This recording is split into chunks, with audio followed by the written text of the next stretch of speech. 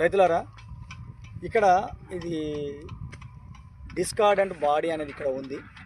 మరి డిస్కార్డెంట్ బాడీ అంటే ఏందనేది ఒక జియాలజిస్ట్కి తెలుస్తుంది, భూగర్భ జల అన్వేషకులకి తెలుస్తుంది.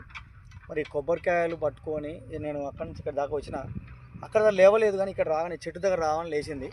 ఇది మన ఊర్లలో గ్రామాల్లో తాటికలు తాగుతారు కదా, తాగే ఏమంటారు ఇది, మోదుగు ఆకు అంటారు. ఈ మోదుగు ఆకు ఒకప్పుడు